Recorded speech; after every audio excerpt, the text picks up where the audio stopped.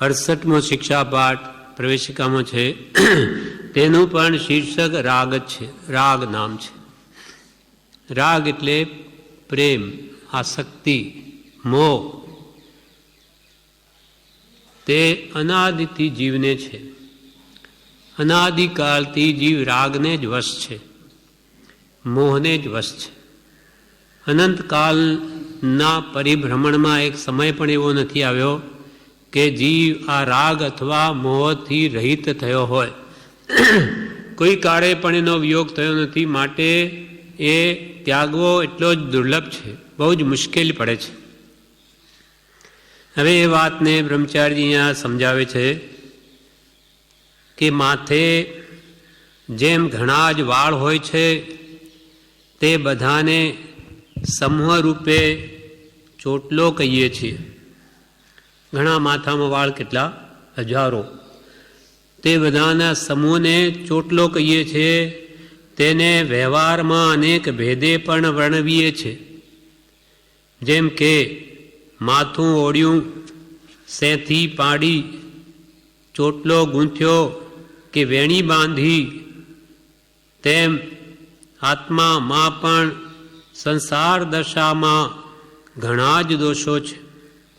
તે બધા દોષોને એક દોષ રૂપે કહેવા હોય તો તેને મોહ કે રાગ એટલે સંસાર પ્રીતિ, મુમુક્ષુતાનો અભાવ એ રૂપે કહી શકાય છે.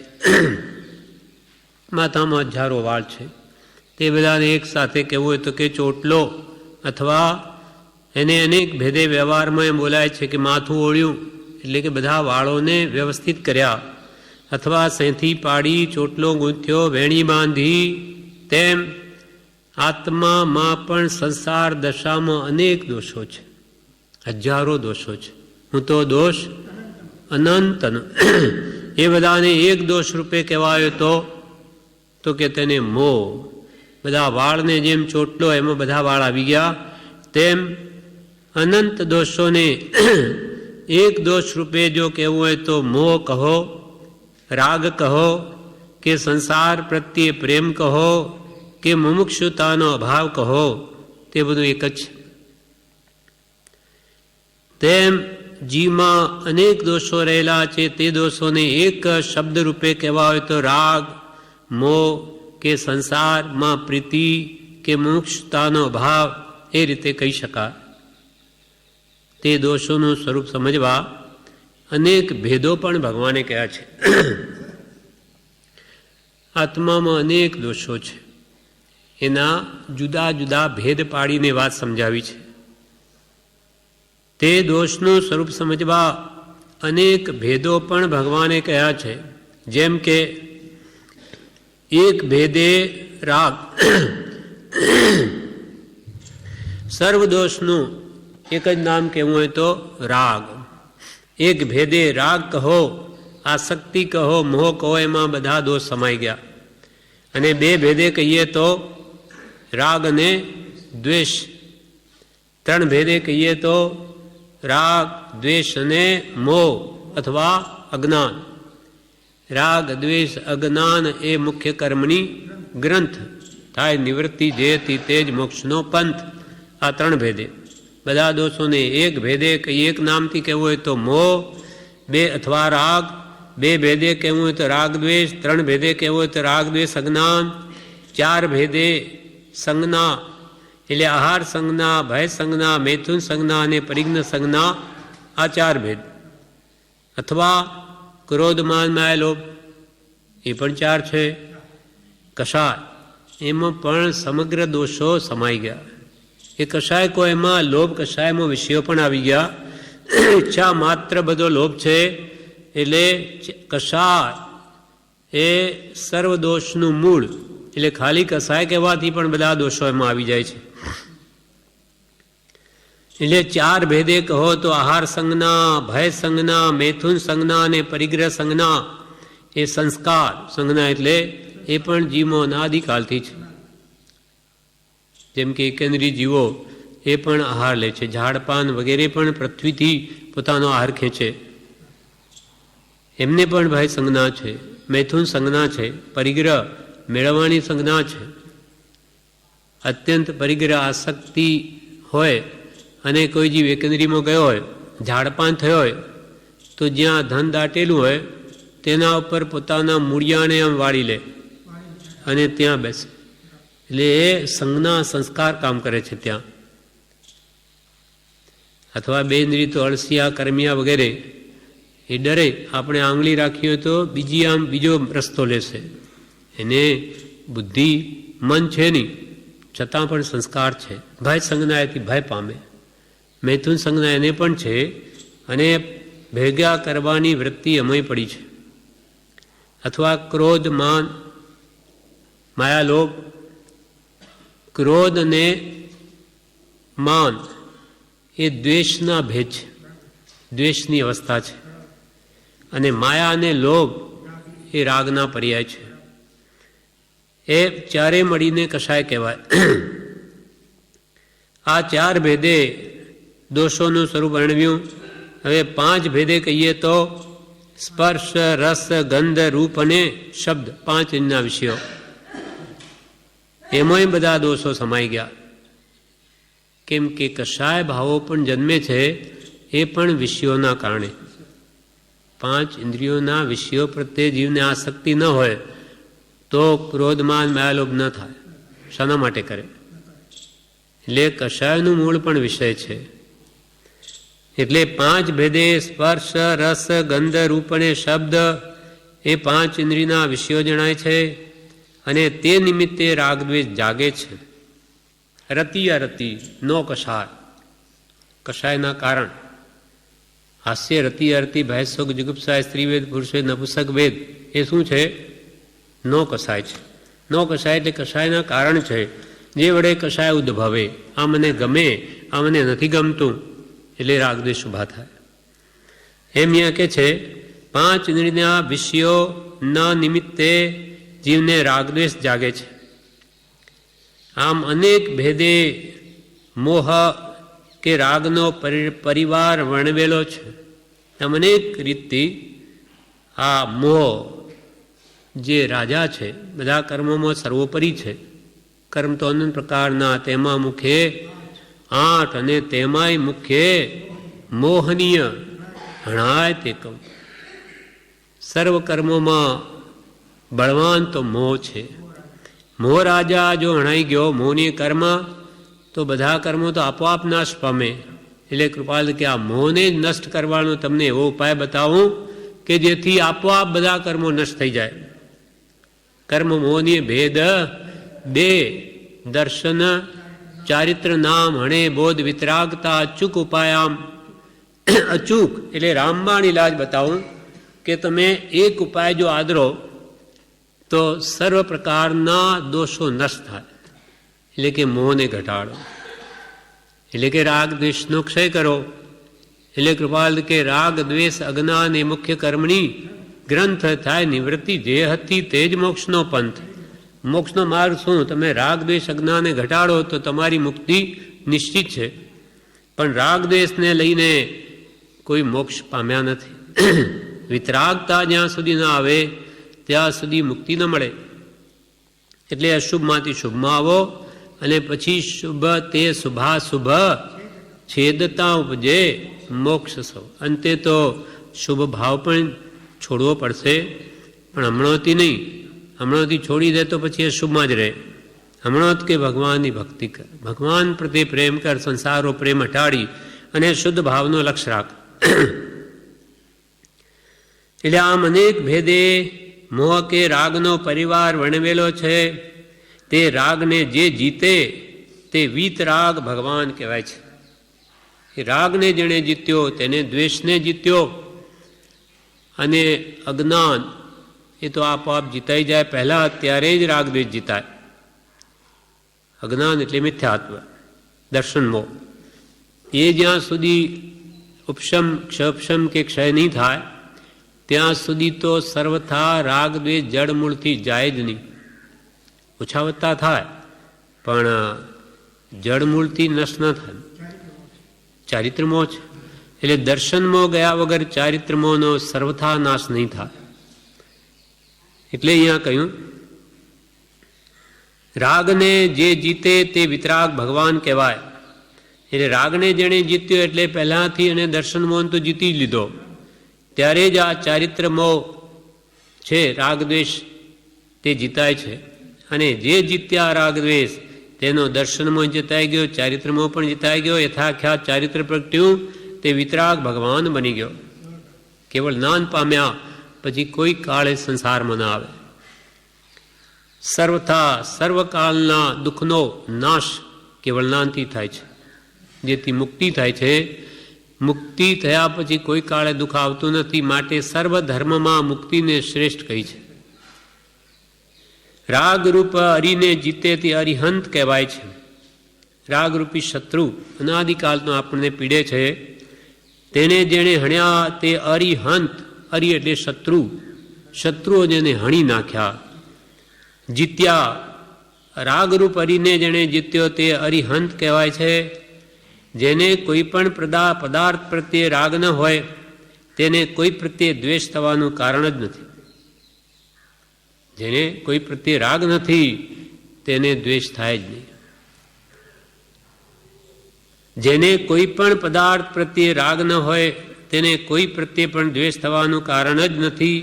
કેમ કે જે પ્રત્યે રાગ હોય તેમાં વિઘ્ન કે અપ્રિયતાનું નિમિત્ત દેખી દ્વેષ જીવમાં જન્મે છે. જે વસ્તુ પ્રત્યે આપને રાગ હોય, મોહ હોય, પ્રેમ હોય, તેમાં કોઈ વિઘ્ન કરે અથવા અપ્રિયતાનું નિમિત્ત એટલે કે પોતાને જે કરવું હોય તેમ ન થાય, કરે નહીં, તો એના પ્રત્યે દ્વેષ આવે, અણગમો થાય.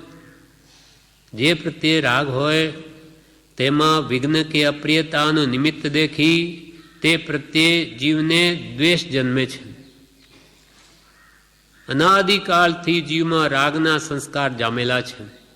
અનઆદિ, જેની કોઈ કાળે શરૂઆત થઈ નથી. કનકો પલવત પૈડી પુરુષ તણી જોડી, અનાદિ સ્વભાવ. સોનું, કનક એટલે સોનું, પલવત એટલે કાળી માટી, જેના સાથે સોનું ભેળવેલું હોય. અનાદિકાળથી એમાં કોઈ ભેળવા નથી ગયું, સોનાના કણ. કનકો પલવત પૈડી પુરુષ તણી, તેમ પુરુષ એટલે આત્મા, પૈડી એટલે પ્રકૃતિ, કર્મોની પ્રકૃતિને આત્માનું જોડાણ અનાદિકાળથી કનકો પલવત છે, સોનું ને માટીની જેમ છે. પણ સોનાના કણ માટીમાંથી જુદા પાડી શકાય તેમ ભલેને અનાદિકાળથી ભેગા રહ્યા, તેમ આત્મા અને દેહ ભલેને અનાદિકાળથી કર્મવશ છે સાથે, પણ એને જુદા પાડી શકાય છે.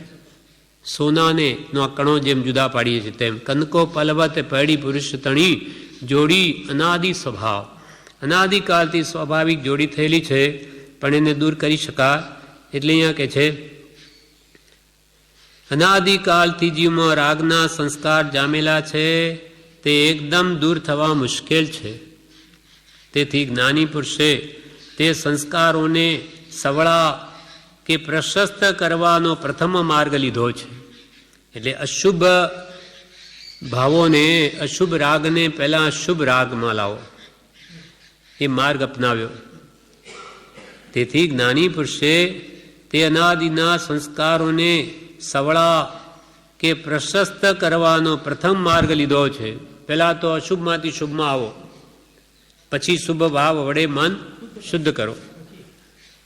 પ્રશસ્ત રાગ જો કે કર્મબંધનું કારણ છે, તો પણ અપ્રશસ્તતાનું ઝેર તેમાંથી નીકળી ગયા પછી તે રાગ ક્ષય થવા યોગ્ય બને છે. આપણે જે અહીંયા ભક્તિ કરીએ, સ્વાધ્યાય કરીએ, મંત્ર સ્મરણ બધું કરીએ, એનાથી પણ કર્મનો બંધ તો છે જ, પણ કેવો? પુણ્યાનુબંધી પુણ્ય. પુણ્યાનુબંધી પુણ્યનો બંધ થાય કે જે આપણને આગળ જતાં શુદ્ધ ભાવનું કારણ બને.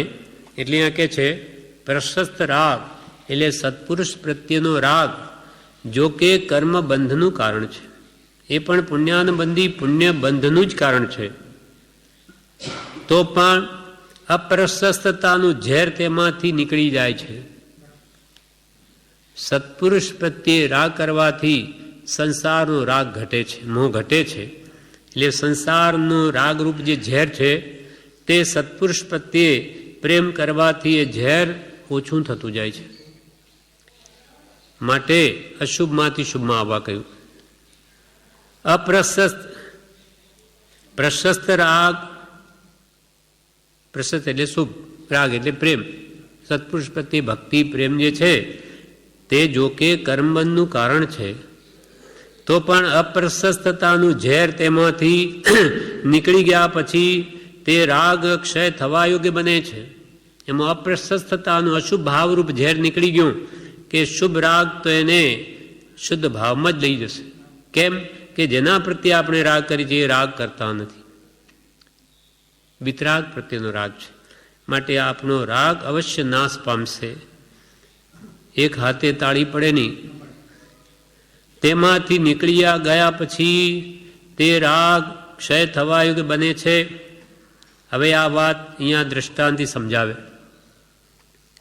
જેમ કે સોમલ છે, સોમલ ઝેર છે, ઝેરી વસ્તુ છે.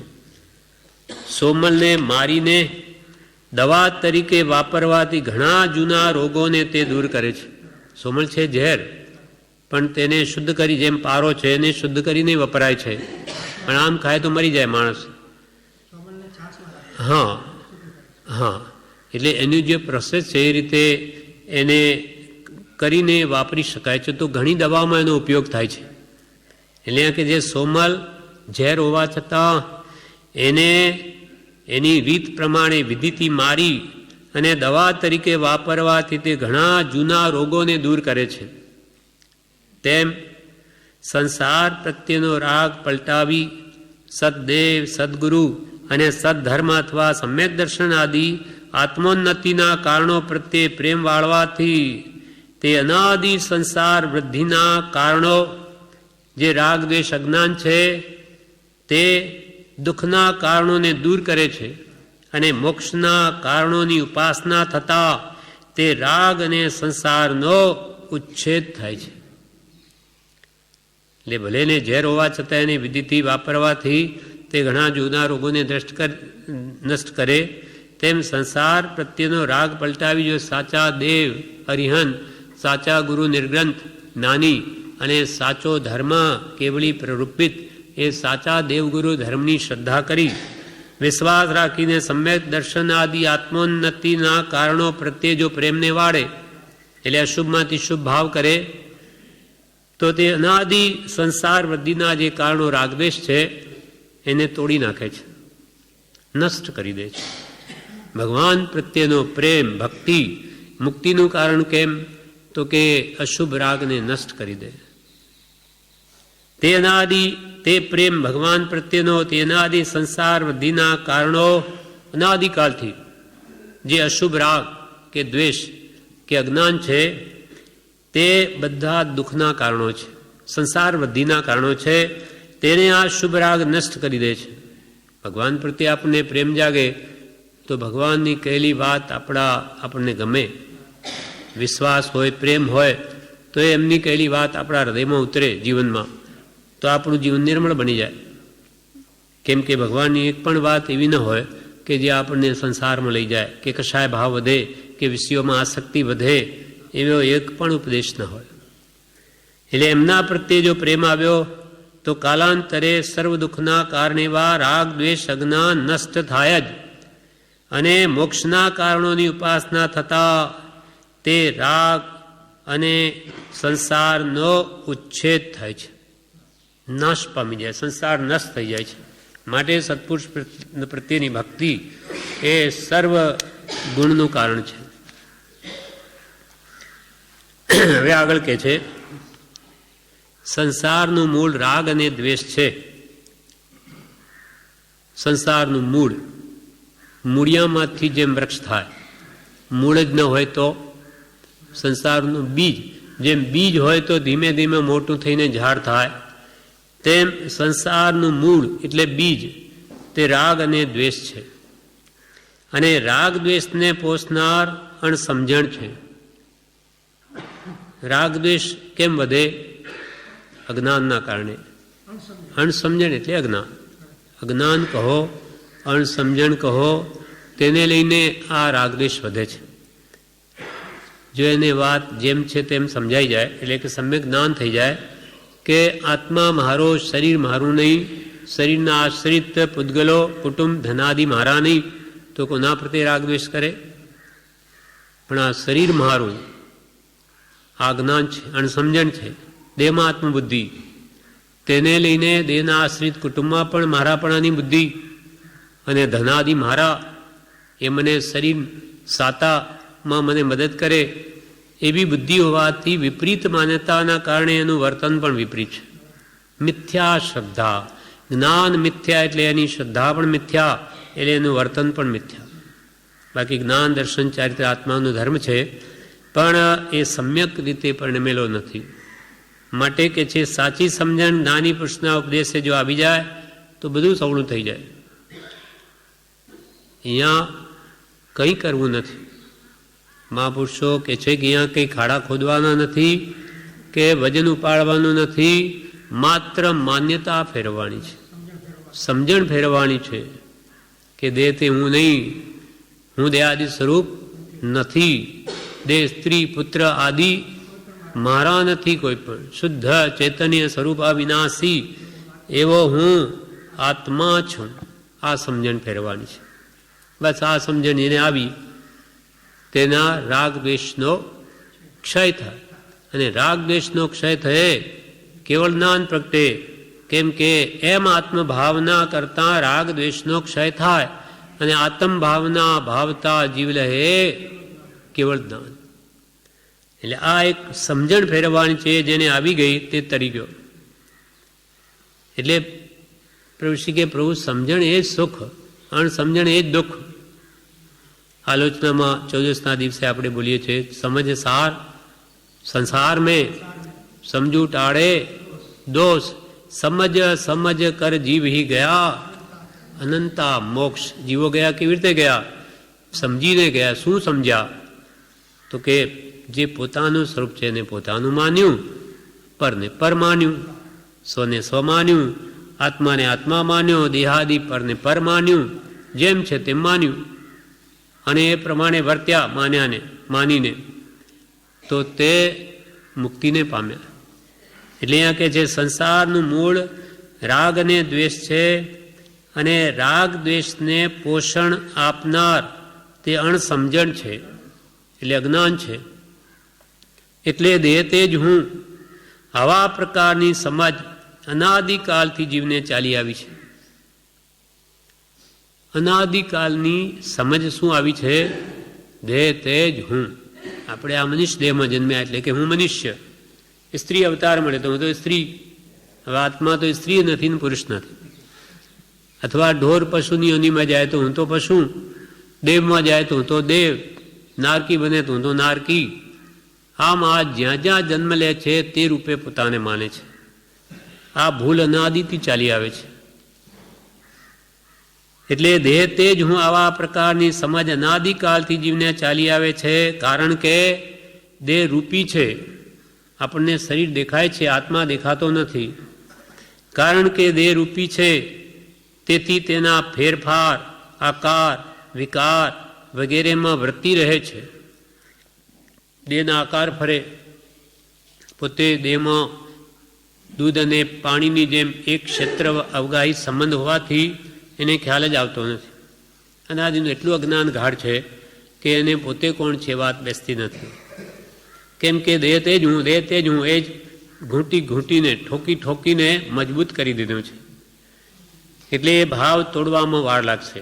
ઘણા કાળના બોધે જેમ છે તેમ સમજાય છે, એકદમ વાત નહીં ઉતરે. એટલે પ્રભુ કે પડ્યો રહે સત્સંગમાં, સાંભળ કર તો કોઈ દિવસ થઈ જશે. એટલે કે તું દેહ નહીં, દેહ નહીં, દેહ નહીં એમ કરતાં કરતાં તને આ વાત બેસી જશે. તો આત્મા છું, દેહથી ભિન્ન છું એમ વારંવાર સાંભળ કરી તો તને આ વાત ઉતરી જશે. કેમ કે આ કૃત્રિમ નથી, વાસ્તવિક વાત છે. જેમ આપણે આપણા શરીરને જ આપણું સ્વરૂપ માનીએ છીએ, તેથી બીજાના શરીરને પણ એનું સ્વરૂપ માનીએ છીએ.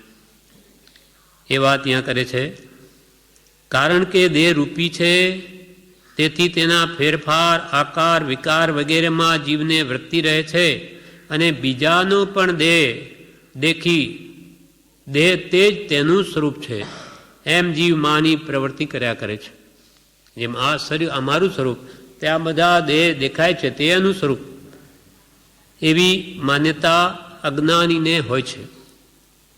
પ્રભુશ્રી તો શું કહે? પ્રભુશ્રી કહે પ્રભુ અમને તો, પ્રભુશ્રી બધાને પ્રભુ પ્રભુ કહીને બોલાવે. એટલે એક મુમુક્ષે કે આપ તો બધાને પ્રભુ કહો છો, તો કે અમને તો બધામાં પ્રભુ દેખાય છે. દ્રવ્ય દ્રષ્ટિ થઈ છે, ભેદનાન થયું છે. એટલે એમને તો કે અમને તો પહેલા આત્મા દેખાય છે, પછી આ જળ દેખાય છે. આ તો બધી પ્રભુ મળના છે, પણ એમાં રહેલું ચેતન તત્વ આત્મા તેને લઈને આ બધા બેઠા છે. નહીં તો અહીંયા બધા મળના પડ્યા હોય. એટલે જ્ઞાનીઓની જ્ઞાન દ્રષ્ટિ થવાથી એમને તો બધું આત્મા દેખાય. એટલે એ કહે છે અમને તો બધામાં પ્રભુ દેખાય છે. તેથી એમનું નામ જ મુમુક્ષુએ પ્રભુ શ્રીજી આ ઉપનામ પડી ગયું કે બધામાં જ એને પ્રભુ દેખાય.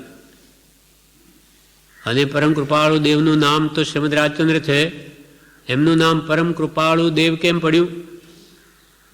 તો કે જેને આપણા ઉપર અનંત કૃપા કરી છે, પરમ અસીમ માપ વગરની કૃપા કરી કે અનાદિકાલથી મારો આત્મા આ સંસારમાં રજડે છે, હજુ સુધી તો મોક્ષને પામ્યો નથી, અનંતવાર જન્મ મરણ કરી ચૂક્યો, ચારે ગતિમાં અનેકવાર કૂટાયો પીટાયો. એ બધા દુઃખથી છૂટવાનો માર્ગ જેણે બતાવ્યો અને આવો પાછો ઉપદેશ આપ્યો કે આખી જિંદગી સુધી આપણે શું કરવું, બધું જ આપી ગયા. એટલે એનો ઉપકાર અનંત ઉપકાર છે. એટલે એને આપણા ઉપર અનંત અનંત કૃપા કરી છે.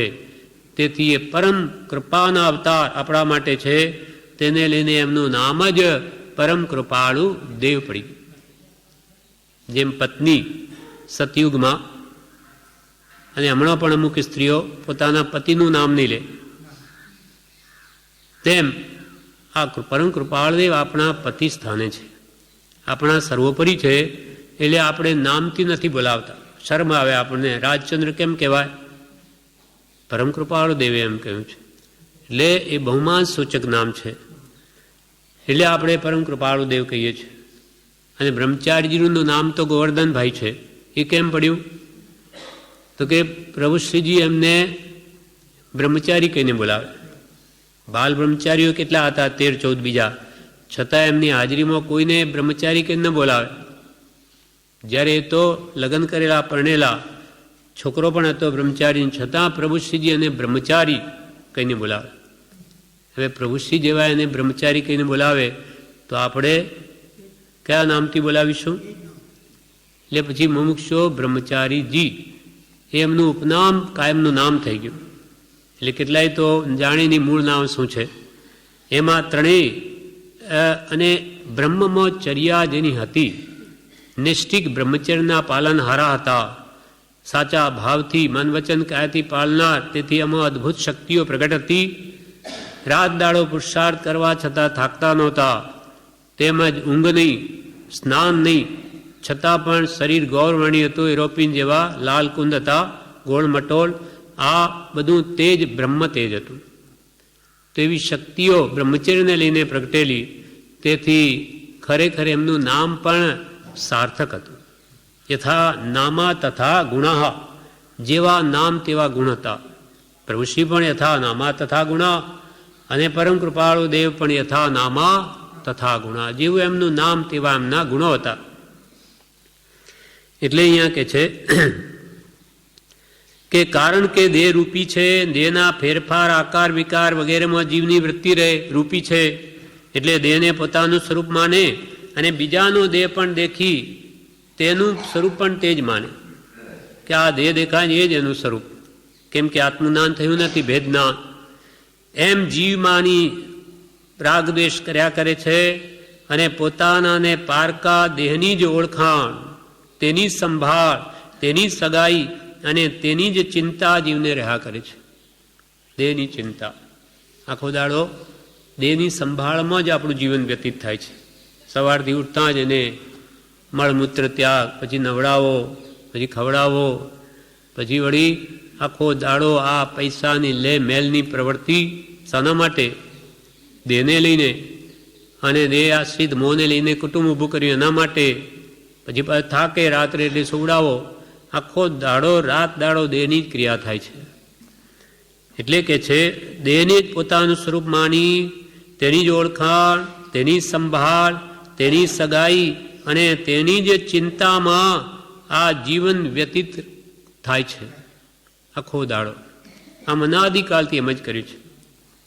એટલે કૃપાલે હવે કહે છે કે આ એક દેહ જો આત્માર્થે ગાળો તો અનંત ભવનું સાટું વળી રહેશે, એમ હું લઘુત્વ ભાવે સમજ્યો છું. લઘુત્વ ભાવે સમજ્યો છું. નમ્ર ભાવે આ મને કે સમજણ થઈ છે એટલે તમે પણ આ વાતને માનો કે એક ભાવ આત્માર્થે ગાળો તમારા અનંત ભાવ જે ભવિષ્યમાં થનારા છે બધા નાશ થઈ જશે, નષ્ટ થઈ જશે. એક પણ ભાવ કરવો ન પડે. એક ભાવનું ગર્ભનું દુઃખ વિચાર્યું તો છક્કા છૂટી જાય. 9 મહિના સુધી અંધારી કોટડીમાં ઊંધે મસ્તકે પડ્યો રે એ તો ભૂલી ગયા આપણે, અને હવે કંઈ દેખાતું નથી. પણ આવા અનંતવાર દુઃખ ભોગવ્યા અને હજુ નહીં સમજે તો હજુ દુઃખ ઉભા જ છે. હજુ સ્વસ્વરૂપમાં સ્થિતિ નહીં કરે. નાની પુરુષ મળ્યા આશ્રય જો ખરો થયો તો જરૂર એનો નાશ થશે, નહીં તો હજુ અનંત દુઃખ ઉભા છે. નાની પુરુષોએ ઘણા ઊંડા વિચારે નિર્ણય કર્યો છે કે દેહમાં વિચાર કરનાર, સમજનાર, સુખ દુઃખની માન્યતા કરનાર, દેહથી ભિન્ન અરૂપી નિત્ય આત્મા છે. આ વાત આત્મજ્ઞાની પુરુષના ઘણા કાળના બોધે જેમ છે તેમ સમજાય છે. નાની પુરુષોએ તો જ્ઞાન વૈરાગી શક્તિ, જેને આત્મજ્ઞાન ભેદજ્ઞાન થયેલું છે, સંસાર પ્રત્યે વિરક્તિ આવેલી છે, ક્યાંય રાગ દેશનો ભાવ નથી, એને નિર્મળ વિચારો વડે એમને એવો નિર્ણય કર્યો છે ખૂબ ખૂબ વિચારીને કે દેહમાં વિચાર કરનાર બેઠો છે. કૃપાલદેવ 84માં પત્રમાં લખ્યું તે સુખી છે કે દુઃખી એ સંભાળી લે, દુઃખ લાગશે. દુઃખના કારણો પણ તને દ્રષ્ટિગોચર થશે, છતાં ન થાય તો મારા કોઈ ભાગને વાંચી જા તો તને ખબર પડશે કે હા વાત સાચી છે, કે હું મારો આત્મા તો દુઃખી છે અંદરથી. એમ આ દેહથી ભિન્ન કોઈ વિચાર કરનાર છે. કેમ કે મરદું કે મગજ મરદાની હોય પણ એ વિચાર નથી કરી શકતું. તો દેહમાં વિચાર કરનાર, આ વાતને સમજનાર આત્મા છે તો સમજે, નહીં તો શું સમજે? ખોપડી હોય, મરદાની હોય, માથું તો હોય જ, સમજે કોણ? અંદર છે આત્મા. તો દેહથી ભિન્ન, દેહમાં વિચાર કરનાર, સમજનાર, સુખ દુઃખની માન્યતા કરનાર, આથી મને સુખ થયું, આ મને દુઃખરૂપ છે, કોણે નિર્ણય કર્યો? શરીરે, આત્માએ. તો એમાં કોઈ બેઠો છે. જે અરૂપી છે, આ ચર્મ ચક્ષુ ગોચર નથી, ચામડાની આંખથી દેખાતો નથી, એવો અરૂપી નિત્ય આત્મા છે. આ વાત આત્મજ્ઞાની પુરુષના ઘણા કાળના બોધે સમજાય છે. જેમ છે તેમ ઘણા કાળના બોધે. કેમ કે અનાદિના વિપરીત સંસ્કારો દ્રઢ થયેલા છે એટલે એકદમ ન નીકળે. કેમ કે ઘણા ભવના સંસ્કાર એકદમ ટળી સાચી સમજણ થવી દુર્ઘટ છે. અનાદિકાળનો જે વિપરીત માન્યતાઓ છે, મિથ્યાત્વ, એ એકદમ કેવી રીતે ટળે? સાચી સમજણ થવી અને ઘણા ભવના સંસ્કાર એકદમ ટળી જવા દુર્ઘટ છે. જ્યાં સુધી જ્ઞાની પુરુષે સંમત કરેલ તત્વ સંમત થતું નથી ત્યાં સુધી જીવ રાગ કે સંસારને સારો માની તેનું પોષણ કર્યા કરે છે. જ્યાં સુધી આપણને સત્પુરુષની વાત સંમત થતી નથી, શ્રદ્ધાનમાં આવતું નથી, વિશ્વાસ આવતો નથી, ત્યાં સુધી જીવ રાગ કે સંસારને સારો માને છે, સંસારમાં જ સુખ છે એમ માને અને તેને પોષણ કર્યા કરે. નાની પણ શ્રદ્ધા આવે તો એને સમજાય કે સંસાર તો અનંત દુઃખરૂપ છે. એ વાત સમજાય, કેવી રીતે દુઃખરૂપ છે એ સમજાવે છે, એ સમજે તો વાત બેસી શકે. નાની પુરુષે સંમત કરેલ તત્વ સંમત થતું નથી ત્યાં સુધી જીવ રાગ કે સંસારને સારો માની તેનું પોષણ કરે છે. પણ રાગનો ક્ષય કરવો હોય તો જેને રાગ થાય છે તેનું એવા આત્માનું યથાર્થ સ્વરૂપ સમજાય તે રાગ પ્રત્યેનો રાગ ટાળી રાગ થાય તેવા પ્રસંગોમાં ઉદાસીનતા થાય તેમ કરવાનું પુરુષાર્થ કર્તવ્ય છે. પણ જેને કે મારે તો આ રાગ કાઢવો જ છે, મોહ દૂર કરવો જ છે, કે એને લઈને હું દુઃખી છું, એ વાત જો સમજાઈ ગઈ હોય તો કોને રાગ થાય છે? આત્માને. તો આત્મા શું છે? કેવી રીતે રાગ થાય? શું કારણે રાગ થાય? એ બધા કે યથાર્થ એનું સ્વરૂપ સમજે તો પછી એ જરૂર રાગ પ્રત્યેનો રાગ ટાળી. હમણાં રાગ પ્રત્યે આપણને રાગ છે. રાગ એટલે મોહ. મોહ કરવામાં આપણને આનંદ આવે, વૈરાગ્યમાં આનંદ ના આવે, પણ મોહ કરવામાં આનંદ આવે. એટલે કે પછી રાગ પ્રત્યેનો રાગ ટાળી રાગ થાય તેવા પ્રસંગોમાં ઉદાસીનતા થાય તેમ કરવાનું પુરુષાર્થ કર્તવ્ય છે. રાગના પ્રસંગોમાં વૈરાગ્ય આવે તેમ કરવાનો પુરુષાર્થ કરવો. અને સત્પુરુષ દ્વારા આપેલ સમ્યક જ્ઞાન અથવા બોધ વિના ન થાય, કોઈ કાળે ન થાય. કેમ કે વાસ્તવિક તત્વ શું છે એ જ્ઞાની સમજાવે. એટલે હણે બોધ વિતરાગતા અચૂક ઉપાય, મિથ્યા માન્યતાને ટાળવાનો અચૂક ઉપાય સત્પુરુષનો બોધ છે. ચારિત્ર મોહને હણવાનો અચૂક ઉપાય વિતરાગતા છે. પણ જ્યાં સુધી એને આ દર્શન મોહ એટલે મિથ્યા તો ખસે નહીં, બોધ મળે, સમ્યક માન્યતા થાય નહીં, ત્યાં સુધી રાગ દ્વેષનો અભાવ થાય નહીં. હવે ફરી એક બીજા દ્રષ્ટાંતથી બ્રહ્મચારીજી છેલ્લા પેરેગ્રાફમાં સમજાવે છે. જેમ 100 ટંચના 1 તોલા સોનામાં રત્તીપૂર ચાંદી કે તાંબુ ભેળવ્યું હોય તો તે નજરે ચડતું નથી, ભેગ પકડાવવો મુશ્કેલ છે. 100 ટંચનું સોનું હોય, એમાં એક રતી ભાર નહીં જેવું ચાંદી કે તાંબુ ભેળવ્યું હોય તો કંઈ ખબર ન પડે, એકમેક થઈ જાય, એમાં એને પારખી ન શકીએ. તેમ ઊંચ ઊંચ દશા થતાં પણ જે અલ્પ રાગ રહ્યા કરે છે તે સમજાવવો અને ટાળવો બહુ મુશ્કેલ છે. ઊંચી દશા થઈ જાય તો પણ આ રાગ છે ને એ ઊંડે ઊંડે અંદર કામ કરી જાય. તેમ ઊંચ ઊંચ દશા થતાં પણ જે અલ્પ રાગ રહ્યા કરે છે તે સમજાવવો અને તે ટાળવો મુશ્કેલ છે. પરંતુ અલ્પમણ રાગ ટાળ્યા વિના કેવળ જ્ઞાન પ્રગટ થતું નથી. એટલે સૂક્ષ્મ સાંપ્રદાય નામનું 10મું ગુણસ્થાનક છે, લોભ કષાય, એને સૂક્ષ્મ લોભ એટલે સૂક્ષ્મ રાગ. એ જ્યાં સુધી જાય નહીં, અંશ માત્ર પણ લોભ હોય ત્યાં સુધી એને કેવળના ન થાય. એટલે સૂક્ષ્મપણે અંદર કામ કરી જાય છે. આ તો ઊંચી દશાવાળાની વાત છે. આપણામાં તો પ્રત્યક્ષ કામ કરે આપણને ખ્યાલ આવે છે. વિચારે તો બધો કેટલો બધો મોહ છે ને, ક્યાં વૈરાગ છે, વિતરાગતા ક્યાં છે? પરંતુ અલ્પરાગ પણ ટાળ્યા વિના કેવળ જ્ઞાન પગડતું નથી. દ્રષ્ટાંતથી સમજાવે. બાહુબલી જેવા ઋષભદેવના પુત્રે 12 માસ વનમાં નિરાહારપણે ધ્યાનમાં ગાળ્યા, પણ અલ્પ મોહનો અંશ રહ્યો હતો ત્યાં સુધી કેવળ જ્ઞાન પ્રગટ ન થયું. માનનો અનંતાંશ સંજ્વલન માન હતું, નહીં જેવું, પણ તો પણ કેવળ જ્ઞાન થવા ન દીધું એણે. એટલે માનનો અંશ કે મોહ, આ કસાય મોહનો જ પરિવાર છે, તો એ પણ અંશે રહ્યું ત્યાં સુધી તો એને કેવળ જ્ઞાન ન થયું. પણ શ્રી ઋષભદેવની આજ્ઞાથી તેમના બહેન બ્રાહ્મીને સુંદરી જે સાધ્વી બન્યા હતા તેમના પવિત્ર વચન બાહુબળીજીને કાને પડતા વિચારણા જાગી અને દોષ દેખી દોષને ટાળ્યો કે તરત કેવળ જ્ઞાન પ્રગટ થયું. પોતાને ખ્યાલ ના આવ્યો કે ભાઈ 12 મહિના સુધી તપ તપું છું, ક્યાં અટક્યું? તે ભગવાન ઋષભદેવ ત્રિકાલ જ્ઞાની, એટલે એમણે આ બ્રાહ્મી સુંદરીને નિમિત્ત રૂપે મોકલી કે વીરા મારા ગજ થકી ઉતરો, ત્યાં જઈને કહો. એને પહેલાં તો વિચાર આવ્યો કે હું ક્યાં હાથી ઉપર ચડ્યો છું, પછી વિચાર આવ્યો કે ઓહો માનરૂપી હાથી પર ચડ્યો. ભાઈને કે હું ત્યાં જઈને નમું કેમ, એ તો મારા નાના ભાઈઓ છે, એના કરતો કેવળનાથ પ્રગટાવીને જાઉં તો નમવું ન પડે. એ ત્યારે ખ્યાલમાં આવ્યું પછી કે ઓહો, એ તો મારા કરતાં મોટા પુરુષો છે, જ્ઞાન પામેલા પુરુષો છે, દીક્ષામય મારા કરતો વિશેષ છે, હું એમને જઈને પ્રણામ કરું. એટલો ભાવ ઉપજ્યો અને જેવો પગ ઉપાડ્યો કે ત્યાં જ કેવળનાથ પ્રગટ્યો.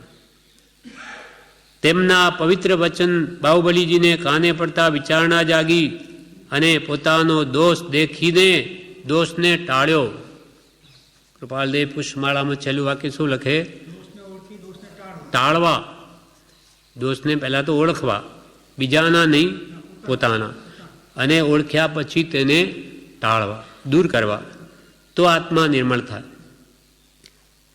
એમ વિચારણા જાગી, દોષને દેખી દોષને ટાળ્યો કે તરત કેવળનાથ પ્રગટ થયું. તેથી સદગુરુની આજ્ઞા અસ્વચ્છંદ પરિણામે જીવે આરાધવી, એમ વારંવાર ભગવાને આગમમાં કહેલું છે. આણાએ ધમ્મો આણાએ તબ્બો. આજ્ઞાનું આરાધન એ ધર્મ, આજ્ઞાનું આરાધન એ તપ. એટલે સ્વચ્છંદે કોઈ કાળે પણ જીવ નિચ્છંદે ચાલી પરિશ્રમ કરે તો અનંતકાળથી જીવ નિજ છંદે ચાલી પરિશ્રમ કરે તો પણ પોતે પોતાથી જ્ઞાન પામે નહીં.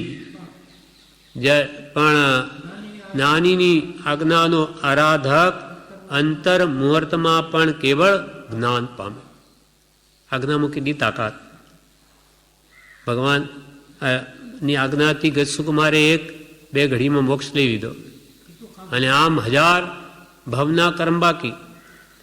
તેમ અહીંયા કે છે જીવ નિચ્છંદે ચાલી પરિશ્રમ કરે, પોતાની મરજી પ્રમાણે લાખ પ્રયત્ન કરે, પોતે પોતાથી જ્ઞાન ન પામે.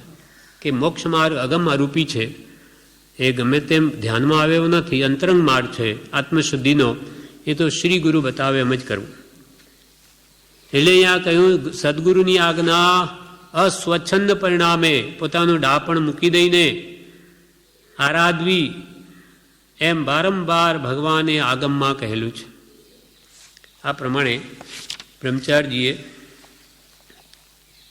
આ રાગ વિશેનો પાઠ આપણને પ્રવેશિકામાં સમજાવ્યો. હવે પરમ કૃપાળુ દેવે પણ રાગ વિશે અનેક પત્રોમાં જણાવ્યું છે, જે આપણે જોઈ જઈએ કે જેથી આપણને ખ્યાલ આવે કે સર્વ દોષનું મૂળ આ રાગ અને દ્વેષ જ છે.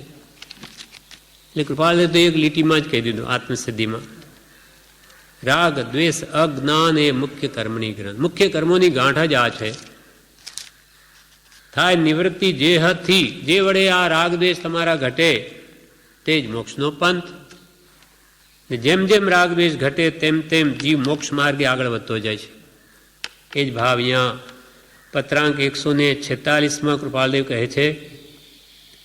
અંબાલાલ ભાઈ ઉપર પરમ કૃપાલદેવ આ પત્ર લખ્યો છે. એમાં કહે છે, તીર્થંકર દેવે રાગ કરવાની ના કહી છે, અર્થાત રાગ હોય ત્યાં સુધી મોક્ષ નથી.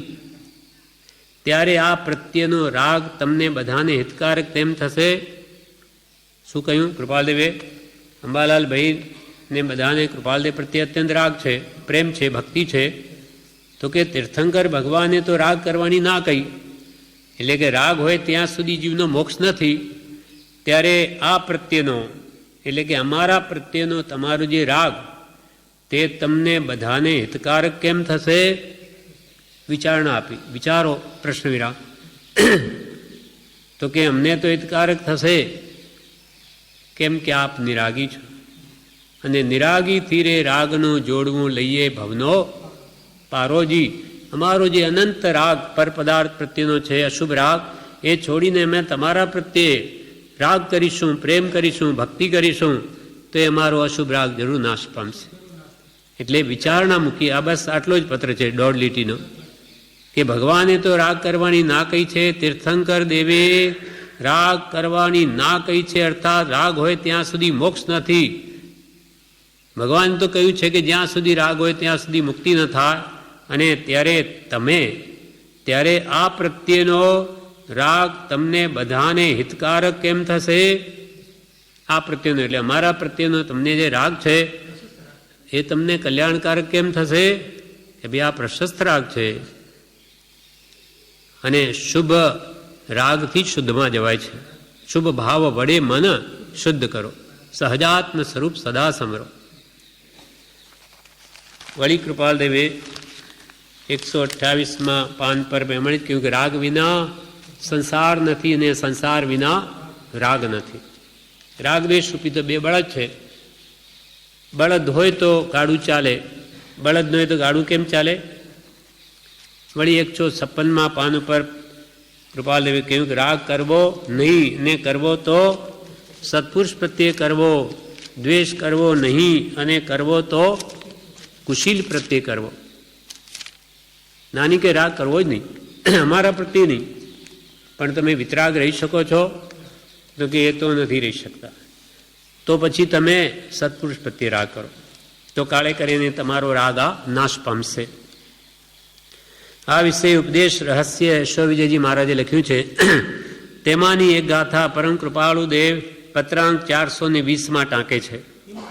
કિમ બહુણા કિમ બહુણા ય જહ જહ રાગદ દોષા લહુ વિલજ્જંતી તહ તહ પૈઠી અવ્વમ એસા આણા જીણંદાણમ એસા આણા જીણિંદાણમ.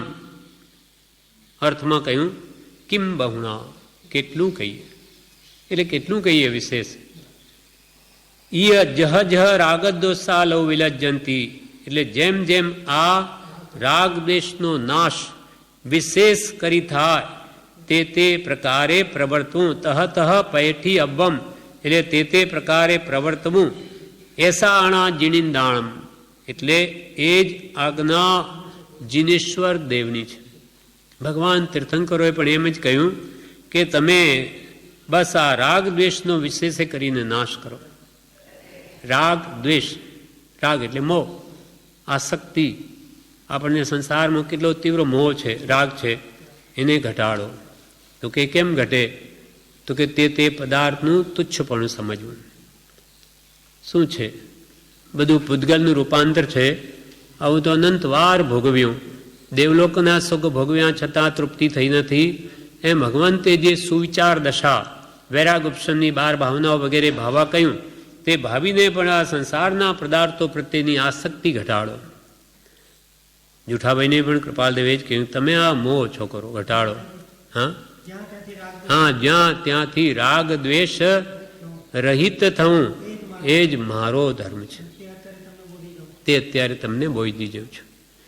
એટલે રાગ જ્યાં ત્યાંથી જે પણ કોઈ પણ પ્રકારે તમે આ રાગ દ્વેષને ઘટાડો એ જ અમારો, એટલે આત્માનો ધર્મ છે. કૃપાલદેવ તો પોતાને આત્મા માને છે, દેહ નહીં. અમે દેહ તો ધારી છીએ કે કેમ તે સંભાળીએ ત્યારે માંડ જાણીએ છીએ. એટલે આત્માનો ધર્મ તો રાગદ્વેષ રહિતપણાનો છે. રાગદ્વેષ કરવો આત્માનો ધર્મ છે જ નહીં. આત્મામાં રાગદ્વેષ નથી. એ તો આત્મા અને પૂતગલના સંબંધને લઈને બેના મિશ્રણથી ઉત્પન્ન થયેલો ભાવ છે. એટલે કોઈ પણ હિસાબે રાગદ્વેષ ઘટાડો એમ ભગવાન તીર્થંકરોની આજ્ઞા છે. વળી 727 પાન ઉપર પરમ કૃપાલદેવ જણાવે છે, આત્મામાં રાગ દ્વેષ ગયે જ્ઞાન પ્રગટે, ગમે ત્યાં બેઠા ને ગમે તે સ્થિતિમાં મોક્ષ થાય, પણ રાગ દ્વેષ જાય તો. આત્મામાં રાગ દ્વેષ ગયે જ્ઞાન પ્રગટે, જ્ઞાન પ્રગટે, કેવળ જ્ઞાન પ્રગટે, સર્વથા રાગદ્વેષનો અભાવ થયે અને ગમે તે સ્થિતિમાં, ભલે ગ્રસ્ત હો કે મુનિ હો, ગમે તે વેશમાં, તેમ ગમે તે દેશમાં, ગમે તે દેશમાં હોય, પણ રાગ દ્વેષ જ્ઞાન જવા જોઈએ. એ જાય એટલે એનો મોક્ષ નિશ્ચિત છે. આત્મામાં રાગ દ્વેષ ગયે જ્ઞાન પ્રગટે, ગમે ત્યાં બેઠા ને ગમે તે સ્થિતિમાં મોક્ષ થાય, પણ રાગ દ્વેષ જાય તો. ફરી 771માં પાન ઉપર જણાવે છે, 771 પાન ઉપર એમ કહ્યું,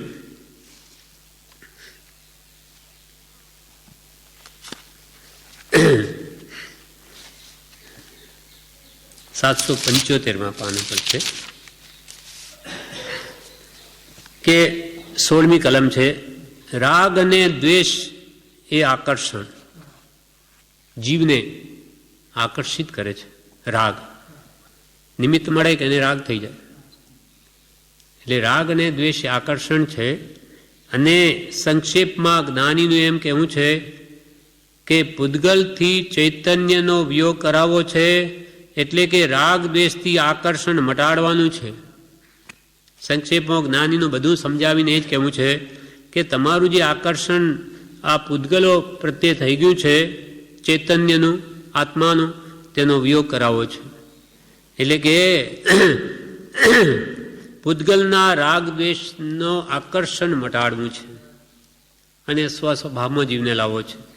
કેમ કે જ્યાં જ્યાં આ જીવ રાગ કરે, મોહ કરે, ત્યાં ત્યાં એને જન્મ લેવો પડે છે. જ્યાં જ્યાં રાગ ત્યાં ત્યાં જન્મ. ઘરમાં અત્યંત રાગ મળતા રહી ગયો તો ત્યાં ઘરોલી, બાગ બગીચામાં બહુ મોહ રહે તો ત્યાં ડેડકું થઈને ફરે, સ્ત્રીમાં રાગ રહે તો તેના પેટે અવતરે, પુત્ર પુત્રીમાં રાગ રહે તો તેના પેટે જન્મે. એટલે બીજા દેહો તણુ બીજ, આ દેહે આત્મભાવના, વિદેહ મુક્તિનું બીજ આત્મામાં આત્મભાવના. આત્મામાં આત્મભાવના કરે તો જ છૂટે, પણ દેહમાં આત્મભાવના પોતાના કે પરમાં જો કરે અને એમાં મોહ મમતા રાખે તો ફરી ત્યાં જન્મ લેવો જ પડે. નિયમ છે. જ્યાં જ્યાં એને પ્રેમ ત્યાં ત્યાં જન્મ થાય. એટલે જન્મ ન લેવો પડે તો બધા પ્રત્યેની આસક્તિ ઘટાડવી પડે, મોહ ઓછો કરવો પડે, તો જ તે છૂટી શકે. વળી 819 પેજ ઉપર કે છે, જેમ જેમ રાગદ્વેષ મંદ તેમ તેમ કર્મબંધ મંદ, અને જેમ જેમ રાગદ્વેષ તીવ્ર તેમ તેમ કર્મબંધ તીવ્ર. રાગદ્વેષનો અભાવ ત્યાં કર્મબંધનો સાંપ્રદાયિક અભાવ. જેમ જેમ રાગ દ્વેષ મંદ એટલે જેમ જેમ રાગ દ્વેષ ઘટાડે તેમ તેમ કર્મબંધ પણ ઓછો થાય. અને જેમ જેમ રાગ દ્વેષ તીવ્રપણે પણ કરે તેમ તેમ કર્મબંધ પણ તીવ્ર થાય, નિકાચિત બંધ પણ થાય. અને રાગ દ્વેષનો સર્વથા જો અભાવ થઈ ગયો કે કર્મબંધનો સાંપ્રદાયિક અભાવ, સંપૂર્ણપણે કર્મો નાશ પામે છે. એટલે આનંદગંજીએ પણ શાંતિનાથ ભગવાનમાં માન અપમાન ચિત્ત સમગણે વગેરે કહ્યું. પછી અંતમાં એમ કહ્યું,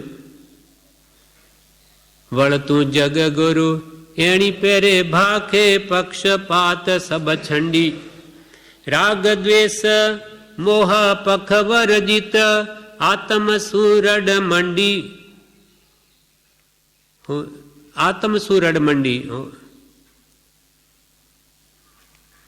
એટલે રાગ દ્વેષ અને મોહન મ એટલે જ્ઞાન, એનો પક્ષ છોડી દઈ આત્મ શું રડ મંડી. આ રડ લગાડો આત્માની, આત્મભાવની, તો તમે મુક્તિને મેળવી દે શકશો. બાકી આ પક્ષને તે પક્ષમાં એથી કંઈ કલ્યાણ નથી. રાગ દ્વેષ જહજ રાગદોષા વિલજ્જંતી, તે જ શ્રી જીર્ણાણા જીનેશ્વરની આજ્ઞા છે. વળી 825 પાન ઉપર કે છે,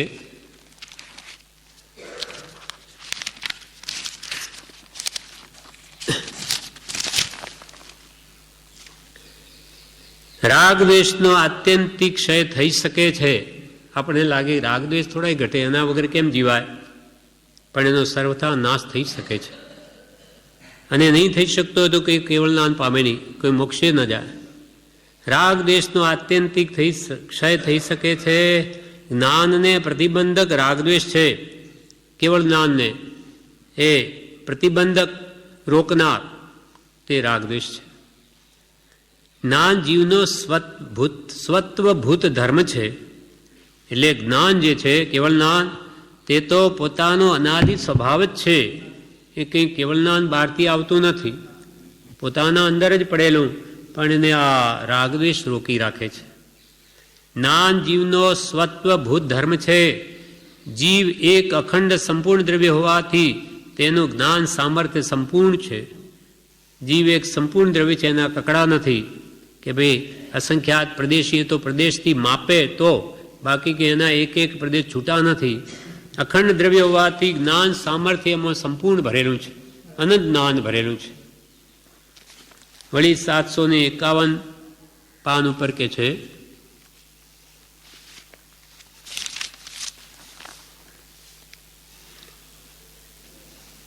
કે 137મી કલમ સિદ્ધાંતના દાખલા રાગ દ્વેષથી બંધ થાય છે અને બંધનો ક્ષય થવાથી મુક્તિ થાય છે. આ સિદ્ધાંતની ખાતરી કરવી હોય તો રાગ દ્વેષ છોડો. સિદ્ધાંત છે કે રાગ દ્વેષથી કર્મબંધ થાય અને રાગ દ્વેષનો ક્ષય કરે તો એનો અવશ્ય મોક્ષ થાય. તો કે એની ખાતરી કેવી રીતે કરવી? તો કે તમે રાગ દ્વેષ છોડો, જુઓ પછી તમારો મોક્ષ થાય છે કે નહીં. આ સિદ્ધાંતની ખાતરી કરવી હોય તો રાગ દ્વેષ છોડો. રાગ દ્વેષ સર્વ પ્રકારે છૂટે તો આત્માનો સર્વ પ્રકારે મોક્ષ થાય છે. આત્મા કર્મ બંધનના કારણથી મુક્ત થઈ શકતો નથી. બંધન છૂટ્યું કે મુક્ત જ છે. બંધન થવાનું કારણ રાગ દ્વેષ છે. રાગ દ્વેષ સર્વથા પ્રકારે છૂટ્યો કે બંધથી છૂટ્યો જ છે, તેમાં કશો સવાલ કે શંકા રહેતા નથી. કોઈ શંકાને સ્થાન નથી. જેના રાગ દ્વેષ ગયા તેની મુક્તિ નિશ્ચિત છે. જે સમયે સર્વથા પ્રકારે રાગ દ્વેષ ક્ષય થાય તેને બીજે જ સમયે કેવળ જ્ઞાન છે. જે સમયે સંપૂર્ણપણે રાગ દ્વેષ ગયા કે તેને બીજે જ સમયે તેની મુક્તિ છે. પછી 219માં પાન ઉપર કે છે કે તીવ્ર રસે કરીને જે રાગ દ્વેષના ભાવો કરે તો એ તીવ્ર કર્મ બાંધે.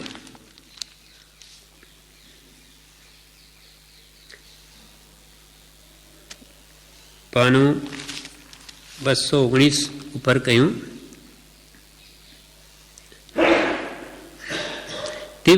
પત્રાંક 122માં કહ્યું તીવ્ર રસે કરી મંદ રસે કરી કર્મનું બંધન થાય છે. તેમાં મુખ્ય હેતુ રાગદ્વેષ છે. તેથી પરિણામે વધારે પસ્તાવું થાય છે. તીવ્ર રસ કે મંદ રસ જેવા ભાવથી કર્મ બાંધે તેમાં મુખ્ય કારણ તો રાગદ્વેષ જ છે. રાગદ્વેષ ન હોય તો કોઈ કર્મ ન બાંધે અને એને પરિણામે એ જીવને પસ્તાવવું જ પડે છે.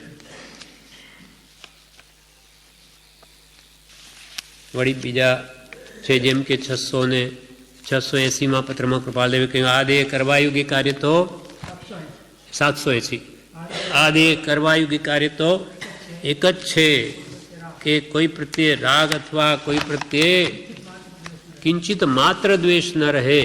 સર્વત્ર સમદશા વર્તે જ કલ્યાણનો મુખ્ય નિશ્ચય છે. કલ્યાણ કરવું હોય તો આ મુખ્ય નિશ્ચય કે આ કરો કે આ ભવમાં મારે રાગ દ્વેષ છોડવા જ છે કે આજના છૂટી ન જાય. પણ સત્યનો સ્વીકાર કરીને એ તરફ પગ માંડે પુરુષાર્થ કરે તો કાળે કરીને જરૂર નાશ પામે. મંદ થતા તો નશ થાય પણ એને જો ઉપાદે માની લીધા હિતકારક માની લીધા તો કોઈ કાળે ન જાય. રાગ દ્વેષ એ ઝેર જ છે, મને દુઃખ જ આપે છે. એ વાત નાની પ્રશ્નના ઉપદેશે ધીમે ધીમે સમજાઈ જાય તો એનું કામ થઈ જાય. આ પ્રમાણે આ મોક્ષમાળાનો 44મો પાઠ રાગ એ પૂરો થયો. વિશેષ આવતીકાલે નવો પાઠ લઈશું.